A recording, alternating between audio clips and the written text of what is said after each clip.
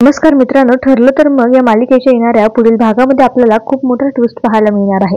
मित्रांनो, आता आपल्याला पाहायला मिळतं की आता इकडे जे आहे ते पोलीस स्टेशनला जे आहे ते अर्जुन आलेला असतो. इन्स्पेक्टर साहेब बोलतात, तुमच्या क्लायंटवर 40 सुभेदारांवर खूप गंभीर गुन्हे दाखल आहेत. त्यामुळे जे आहे ते सिक्रेटली कॅन्सल म्हणजे त्यांना वेगळे म्हणजे जेलमध्ये ठेवावं लागणार आहे. त्यावर अर्जुन बोलतो, सिक्युरिटी कॅन्सल असं काय केले माझ्या बायकोने आणि तुम्ही तिच्यावर कुठले आरोप लावले आहेत? तेव्हा इन्स्पेक्टर साहेब बोलतात की सायली सुभेदार एका लहान मुलाला पळवून नेताना पकडली गेली आहे. इन्स्पेक्टर साहेबांच्या या बोलण्यावर जे आहे ते अर्जुनला खूप मोठा धक्का बसतो.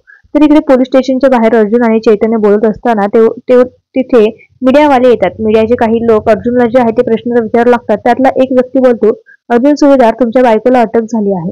हे खरं आहे का? याच्यावर लागलेले आरोप खूप गंभीर आहेत असं कळले आम्हाला. नेमकं काय केलंय त्यांनी? तर या क्षणी जे आहे ते एक नवरा आणि एक वकील म्हणून तुमची काय भावना आहे? त्यावर दुसरा रिपोर्टर बोलतो, या सगळ्यांची मधुकर पाटील किंवा वात्सल्य आश्रम याचा काही संबंध आहे का? आता रिपोर्टरच्या या सगळ्या बोलण्यावर, त्यांच्या या प्रश्नावर जे आहे ते अर्जुनला काय उत्तर द्यावे काहीच कळत नाही.